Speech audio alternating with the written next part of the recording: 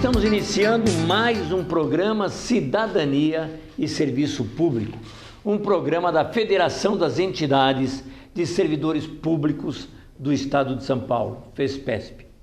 E hoje nós vamos conversar com dois diretores da nossa federação.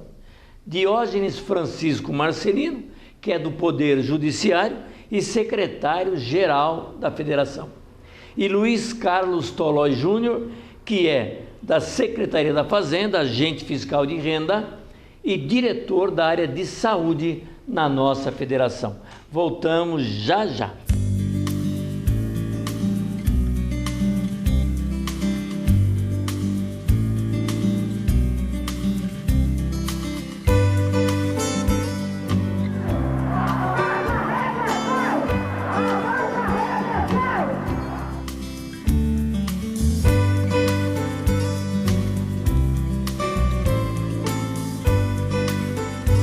Estamos pedindo aquilo que nos é de direito.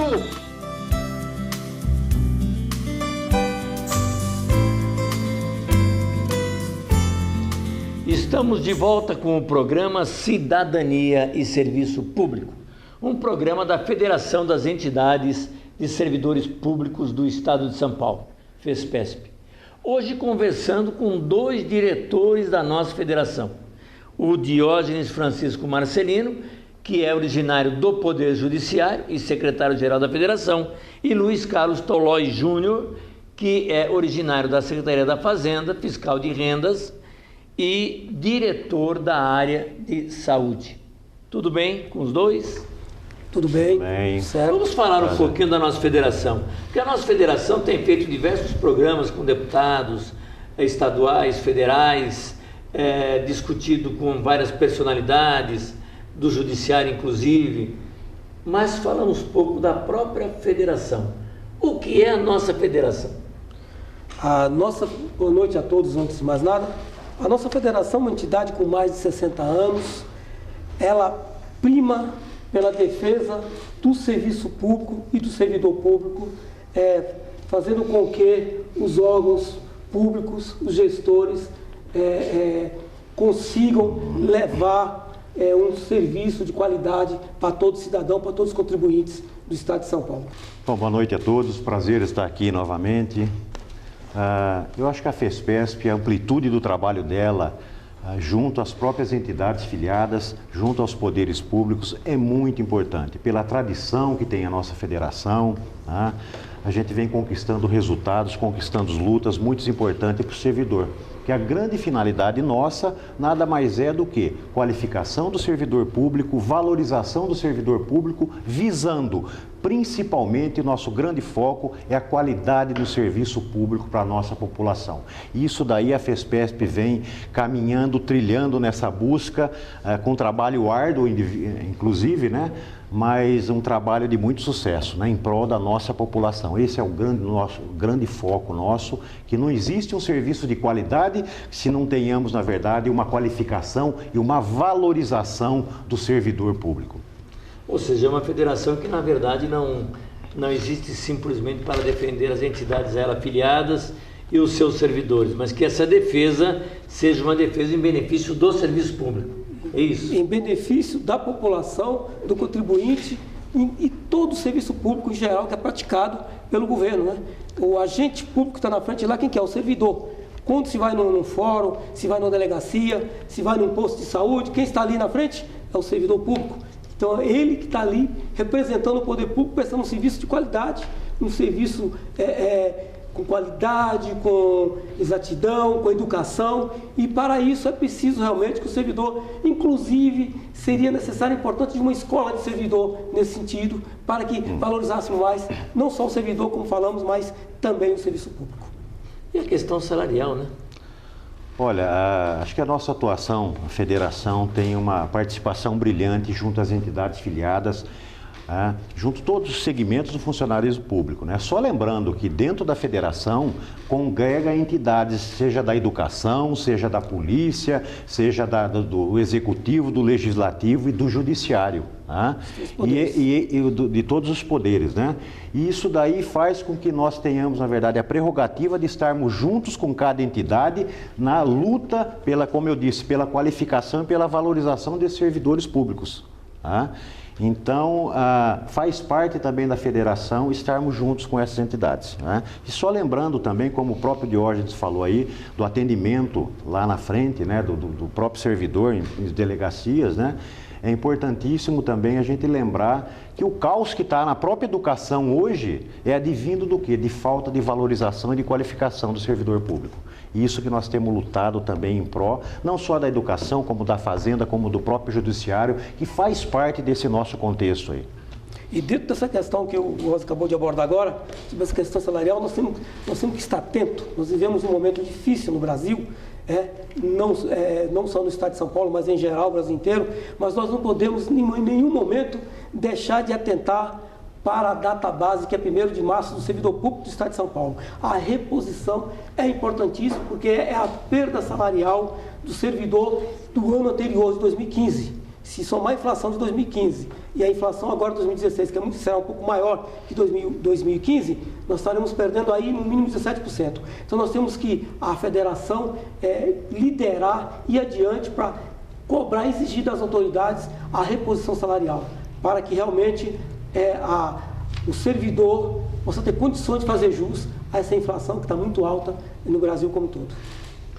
O país tem passado aí por alguns problemas políticos, financeiros.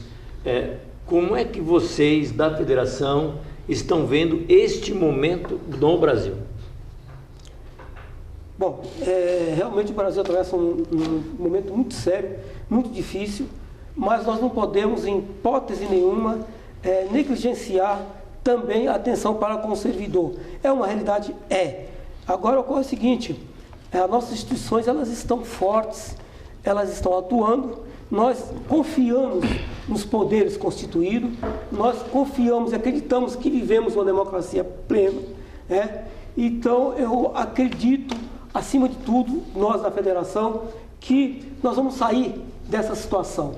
Tudo passa. Tivemos crise em 1932, tivemos em 1983 um grande desemprego no Brasil como um todo, superamos. Essa crise, ela é mundial, mas ela não é permanente, passa. E nós temos que estar preparados para, quando vier a bonança, nós fazermos jus e usufruir da bonança. Porque quando nós estávamos bem, os governos não olharam para o servidor, não olharam quando a arrecadação estava lá em cima. E agora a desculpa é que a crise, ela é realmente real, mas nós temos que estar atentos para fazer jus quando vier a bonança, que nós acreditamos que essa crise vai passar, como tudo de ruim já passou no Brasil. E outras crises com certeza também virão, mas para isso nós temos que estar sempre atentos e preparados. Olha, nós temos que observar, os números mostram por aí, que a arrecadação do país todo, seja da esfera federal, estadual e municipal, ela caiu. Na verdade, ela não teve um aumento real, como vinha acontecendo até 2014, 2015, ainda tivemos um pouco de aumento. É uma realidade que nós temos em função da crise que está o nosso país. E eu acho que o primeiro passo para o nosso país sair da crise vem atitudes do próprio governo, enxugando os supérfluos que tem, as mazelas que tem, que ajudaram a provocar essa situação, independente da crise internacional que nós temos aí. Então o governo tem que fazer seu papel, tem que fazer sua tarefa. O que não dá para nós admitirmos é como às vezes se veicula na própria mídia que o grande culpado, um dos grandes vilões é o próprio servidor público, que é o extremo, na verdade, vamos falar do cúmulo, se usar essa expressão, de querer jogar essa culpa no servidor público. Haja visto o caos que temos na saúde, aí, por falta de investimento, por falta de apoio aos próprios servidores, aí, por falta de materiais. Então nós temos, na verdade, que O governo tem que fazer a sua lição de casa nas prerrogativas e incentivar novamente a nossa economia para que ela gire, tá? Porque os servidores públicos nós temos feito o nosso papel, tá? Eu vou citar o exemplo da própria Secretaria da Fazenda, desse momento de crise que tem, as operações que foram implantadas pelo Fisco Paulista trouxe um numerário muito grande para o Estado. E em contraproposta, nós estamos recebendo, na verdade, do governo simplesmente o atraso no pagamento, na participação dos resultados. Tá? Essa participação nos resultados foi proposta do próprio governo do Estado e no ano de 2008, tá? Para se ganhar alguma coisa para não se aumentar o salário do governador. Ou seja, o nosso teto salarial aqui no estado de São Paulo é o salário do governador, que é um agente político, né? E por interesses vários não tem o interesse de aumentar o seu salário.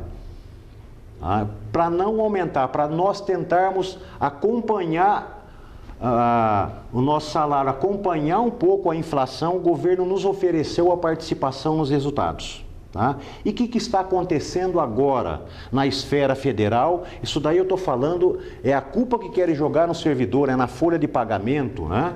O que está acontecendo agora? O projeto 3123 do PL lá em Brasília, o projeto de lei, onde na verdade todas as prerrogativas, os que se recebe através de uma participação de resultado, através de bonificação de resultados pelos resultados auferidos, vão cair nesse teto do governador. Ou seja, o nosso nível salarial da Secretaria da Fazenda vai voltar ao nível de 2008. Tá? E se nós pegarmos o aumento, o salário do governador no ano de 2006 e pegarmos o salário do governador hoje, ele está defasado mais de 33%.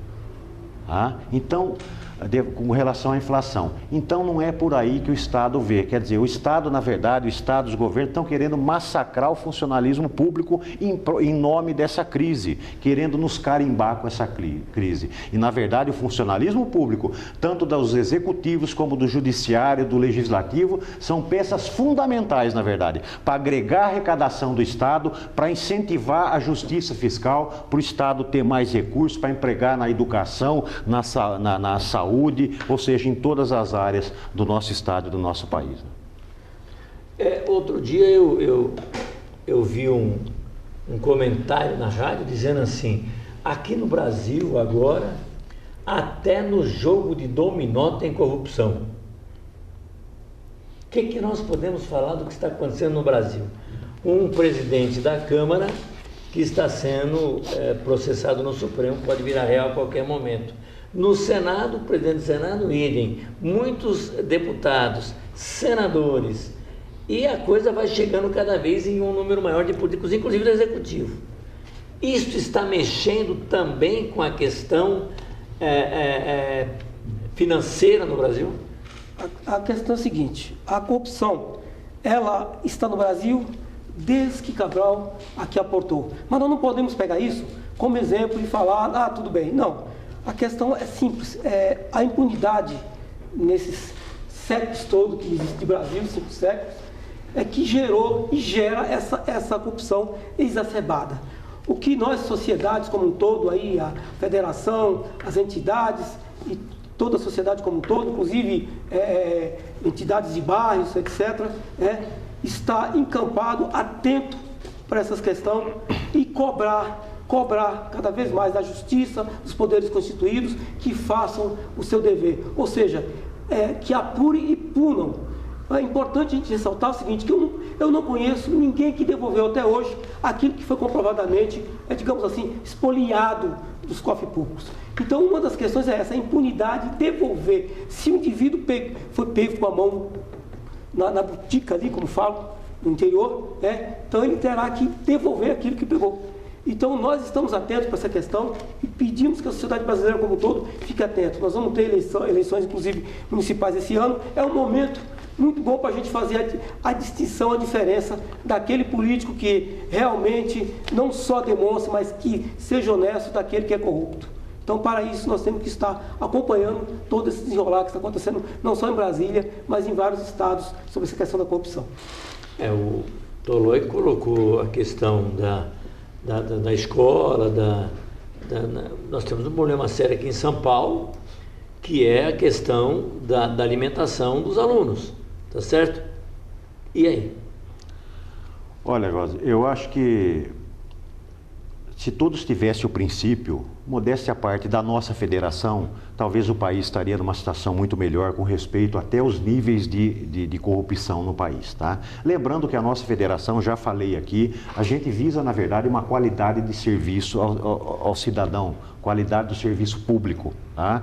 E nós não trabalhamos simplesmente no corporativismo. E talvez esse corporativismo tenha impregnado nos nossos agentes políticos e grupos políticos que têm dado o que tem dado na mídia aí, esse volume de corrupção que tem, esses valores exorbitantes que tem por aí, tá? O corporativismo fez, na verdade, as pessoas serem mais egoístas, não pensarem no próximo, que chegou até o cúmulo do que se está se cogitando aqui no estado de São Paulo, dessa questão da merenda escolar, tá? É falta de consciência dos nossos políticos, tá?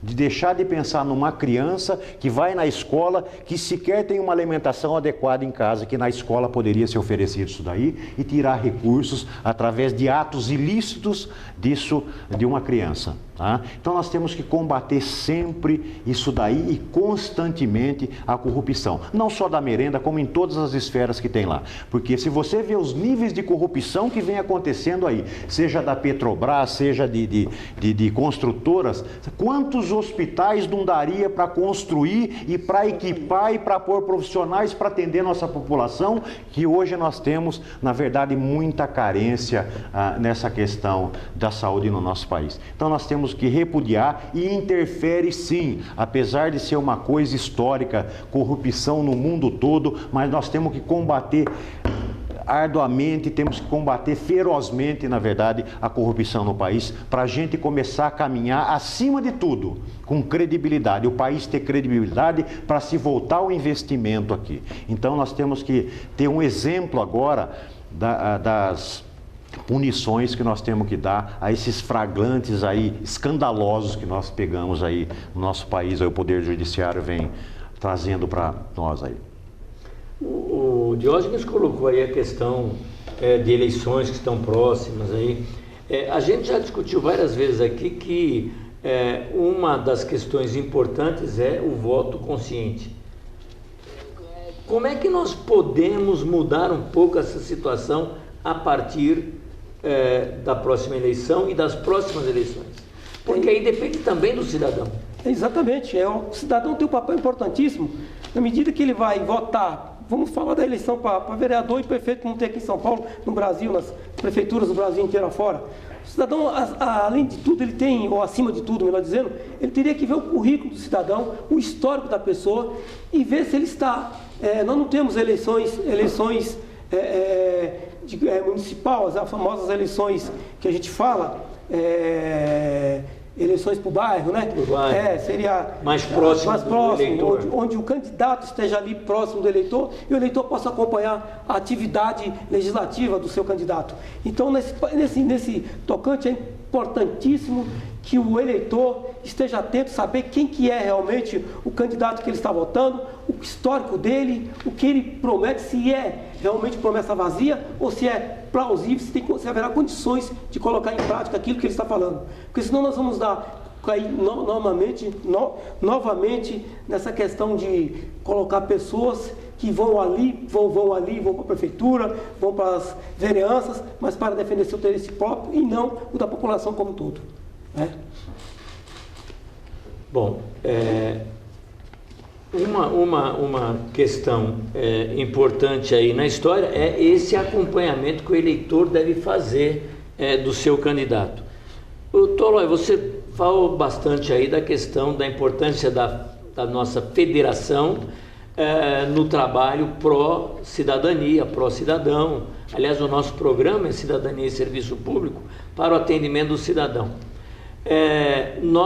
A nossa federação participou da criação de uma nova central, que é a pública, Central dos Servidores Públicos, para diferenciar o que é uma central de iniciativa privada e o que é uma central de trabalhadores que não buscam o lucro, mas buscam o atendimento da população. O que vocês acham da criação desta central do servidor? Olha, Góes, eu acho que a criação dessa central, para ser sincero, para mim, ela veio tarde. Tá? Mas, de qualquer forma, ela chegou num momento crucial para o nosso país. Como eu falei, nós temos agora a pública, mais um ente, na verdade, que luta pelo cidadão, principalmente na esfera federal. Isso daí é muito importante. Essa consciência que as entidades filiadas de todo servidor público, como as entidades também particulares, têm que ter ciência da pública, porque a pública, assim como a federação, ela defende a qualidade do serviço público, ela defende também a qualificação do servidor público e ela defende também a valorização do servidor público. Isso é um reflexo que vem diretamente para a sociedade.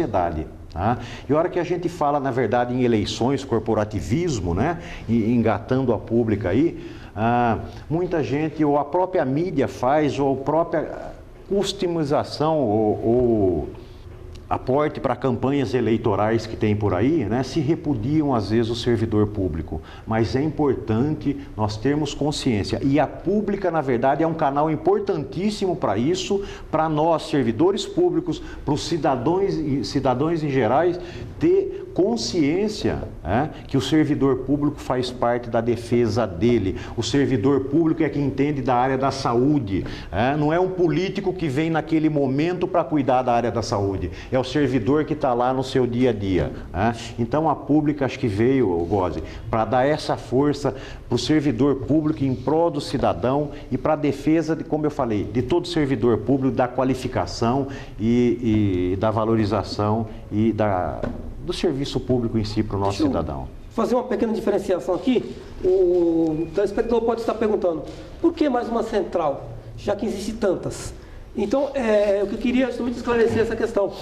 É a pública central do servidor, porque a demanda do servidor público é diferente do trabalhador que está lá na iniciativa privada. É totalmente diferente. O trabalhador na iniciativa privada ele tem FGTS, é diferente, é diferenciado o regime. Então nós temos demandas que é exclusiva para o servidor público. E as centrais que já existem, elas não defendem, não levam as demandas do servidor público, por exemplo, para o Congresso, para a Assembleia Legislativa, né, para as secretarias, e a federação, por exemplo, ela leva. Agora, se a federação somar com a central, que é uma central a nível nacional, poderíamos levar as demandas com mais força, com mais energia, porque representa os servidores públicos do Brasil inteiro, e não só do Estado de São Paulo ou do município de São Paulo. Então, a pública central do servidor, ela veio justamente para diferenciar, para defender os interesses, defendendo os interesses do servidor, está defendendo os interesses do usuário do serviço público no Brasil como um todo. Então é essa que é a diferença que nós devemos e temos que deixar claro aqui para o nosso telespectador. Muito bem, conversamos no nosso programa de hoje com Diógenes Francisco Marcelino, que vem do Poder Judiciário e hoje é secretário-geral da nossa federação. E com Luiz Carlos Tolói Júnior, que vem da Secretaria da Fazenda, ele é agente fiscal de renda e que é diretor da área de saúde da nossa federação. Fiquem agora com o nosso noticiário.